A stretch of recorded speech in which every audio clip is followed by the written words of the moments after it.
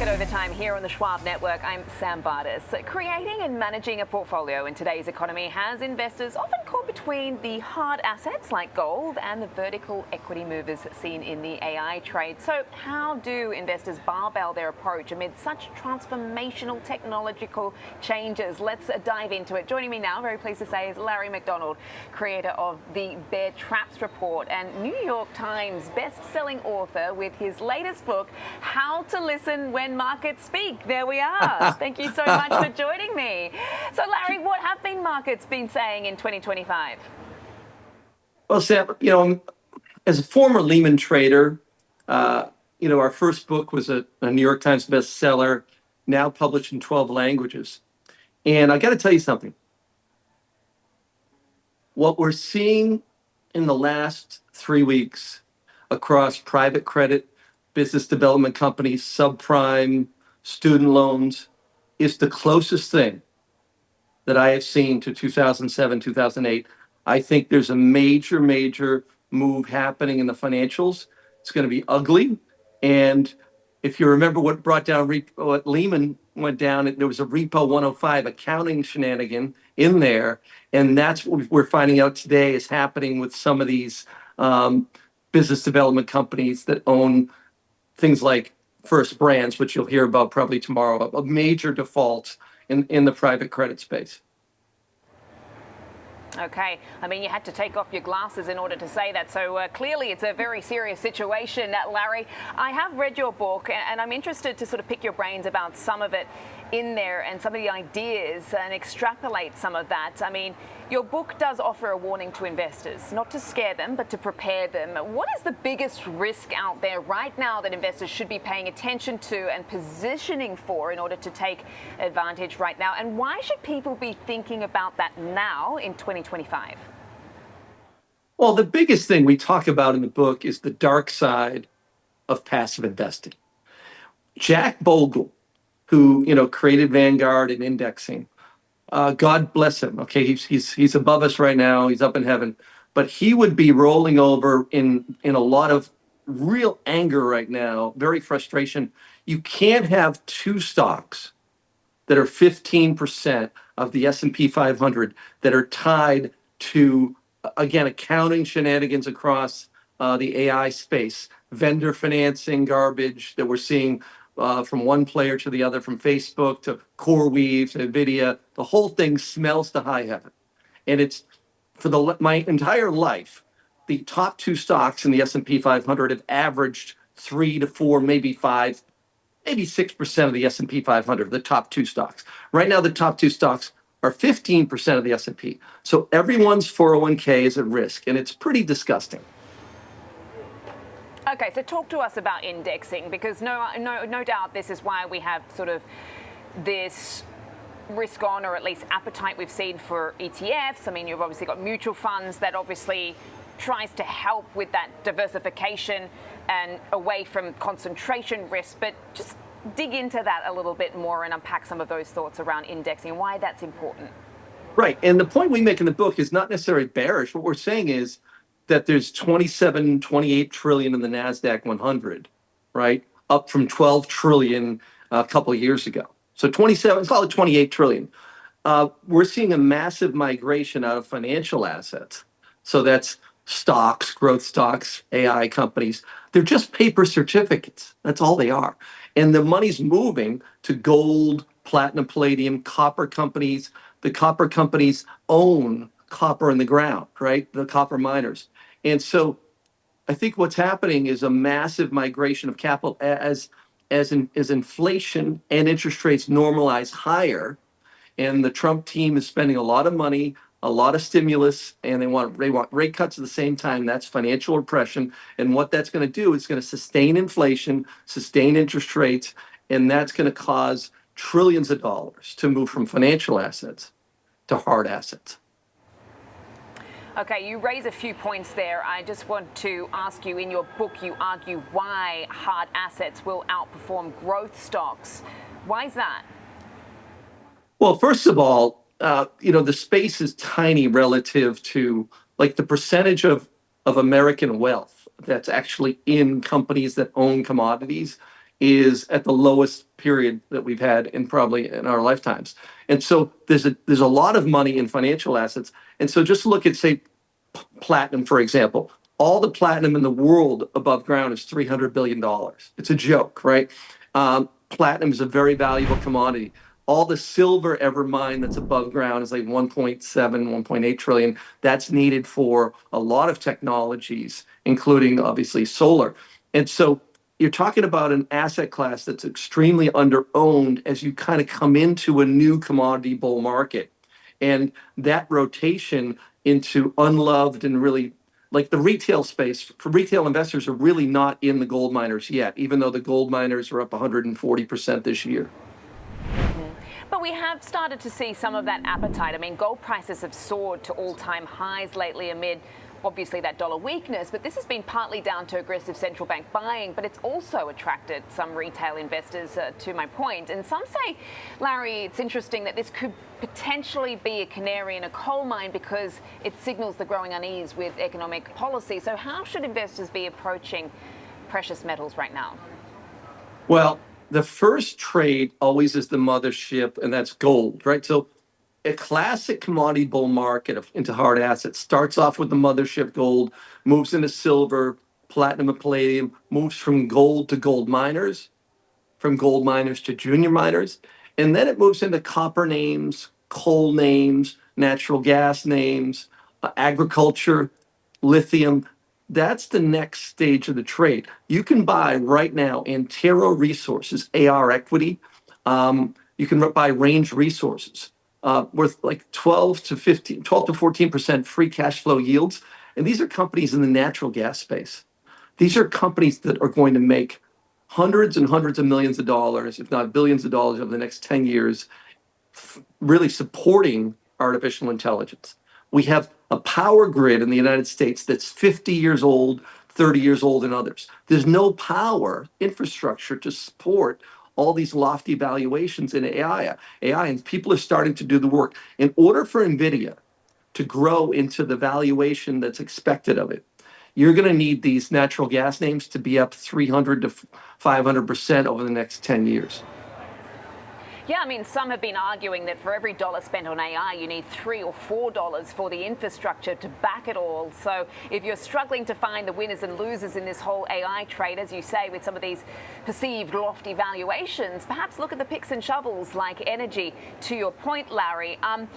Something that really stood out to me in your book was this line: prosperity eventually breeds complacency. Now, that word complacency is something that we've been hearing a lot about lately to actually describe this market as it continues to defy, I suppose, some of the seasonal weakness that we saw throughout the course of September, but also just continues to climb to these record highs. Really, this melt up we've seen since April. Do you share that view about complacency in this market?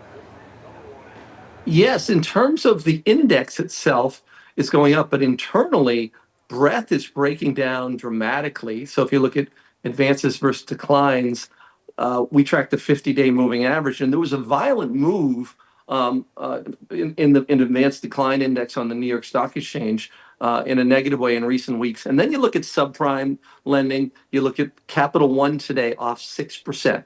6%. Look at Sally Mae, close to 25% off the high. That's in student loans. I can go on and on and on. Look at buy now, pay later names like Affirm and Upstart. They're down 30% in like a very short period of time. So there's complacency on the index, but internally, we're seeing a massive kind of breakdown in the financials, subprime, and across these business development companies.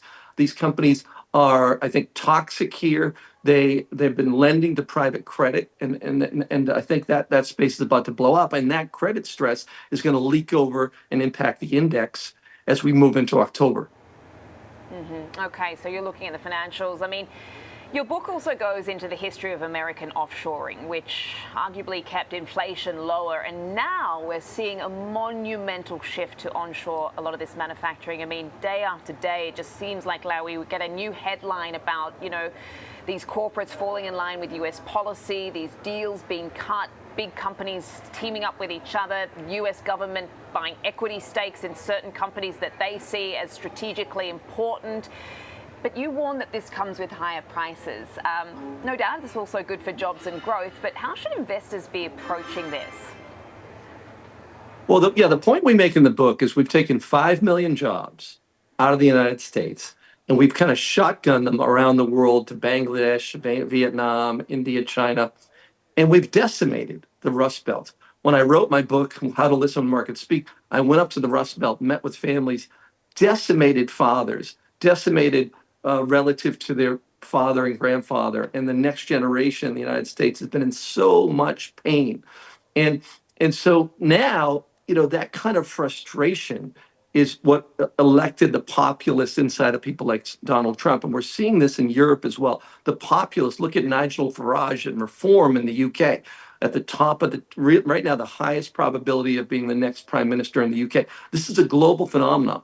And what this means is when you reshore, uh, the good news is you're bringing jobs back to the United States. The bad news is the cost inputs and actually manufacturing products in the United States is more costly. So it creates a whole new sustained inflation regime where the new Fed inflation target from the central bank is probably going to be 3%. They won't tell us that right away. But if you move from a 2% inflation target to 3%, then trillions of dollars is going to move from financial assets, which are just paper certificates, over to hard asset type companies, companies that own assets in the ground, companies that own commodities. You raise a fascinating point because, I mean, we continue to see these record highs when it comes to equities, even as that inflation has remained stubbornly above the Fed's 2% target. And so it feels like the markets are somewhat comfortable with this idea, but that remains to be seen. You mentioned some of these other regional parts of the world. I'm just wondering how you're looking at international equities right now outside of the US, Larry. Well, first, to your point that you just made, people are comfortable because the Fed is taking an easing dovish bias, right? And with an economy that's relatively strong historically, you got Atlanta Fed GDP up near 4%, and we're like going into a cutting cycle. I mean, think about that. That is nuts, right?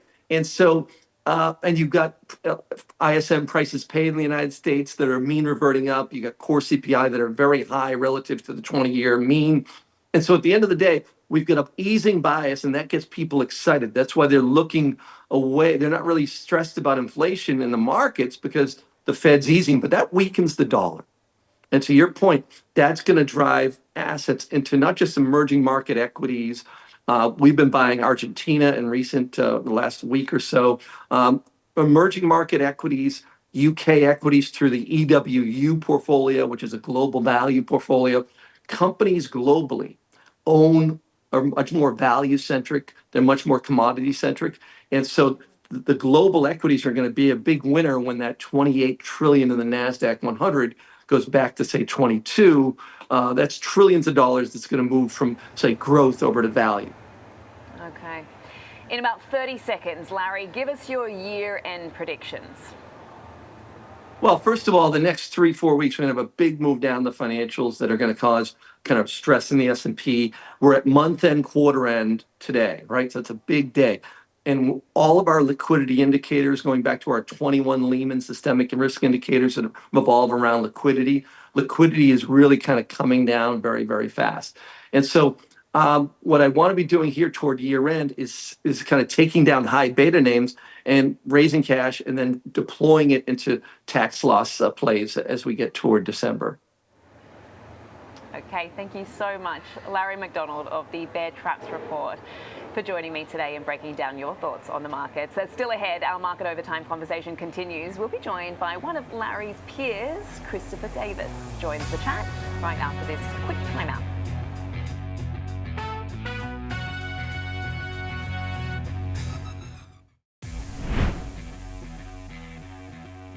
Welcome back to Market Overtime. I'm Sam Vadas. The AI trade has been driving the market narrative this year. So what does it mean for your portfolio? Let's continue our conversation and welcome in Christopher Davis, who is the partner at Hudson Value Partners. Thank you so much for joining me. I mean, just had a fascinating conversation with Larry McDonald. What were some of your takeaways? Because he is expecting to see a move lower, certainly in financials, throughout the rest of the quarter as part of his sort of look ahead to year end. I'm just wondering wondering if you share some of those views.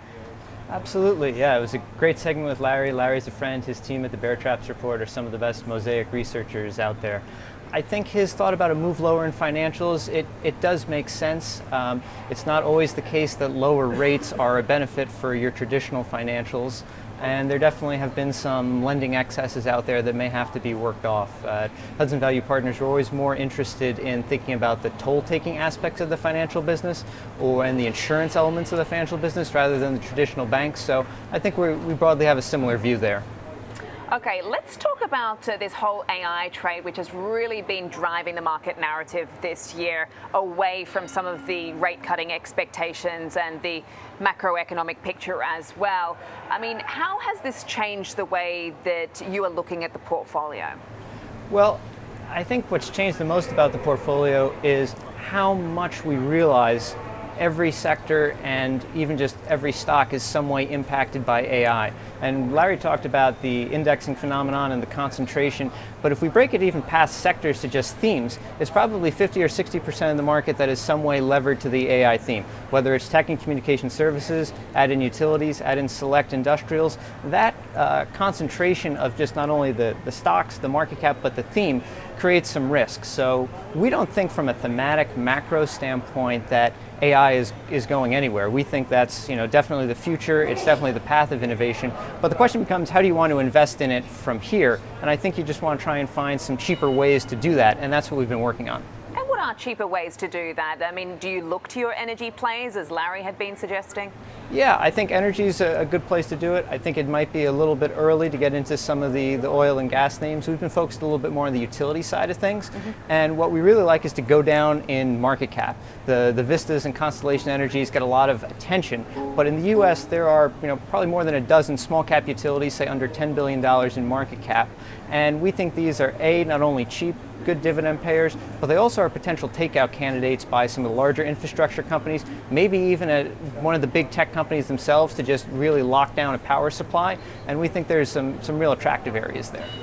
I had a fascinating conversation with a source who's in the business of power generation just recently, and he was sort of telling me that while he does have a lot of retail customers, I mean, obviously he's looking at data centers because you have to as part of the whole AI trade. But he said, look, we're keeping those retail customers because we don't know if there's going to be overspend or overbuild, certainly as far as the data centers. When we talk about these bubbles and, the potential for overbuild and overspend, how do you think about that as an investor?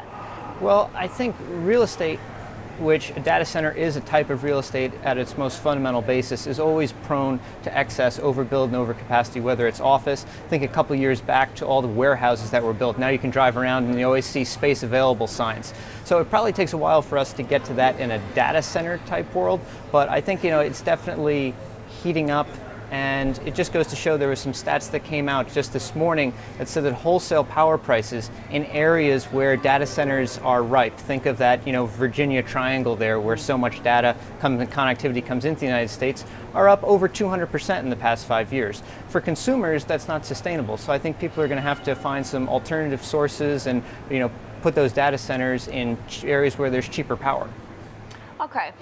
You've got sort of 3 keys, you call it, to unlock a differentiated portfolio. Just walk us through that and how you would approach it.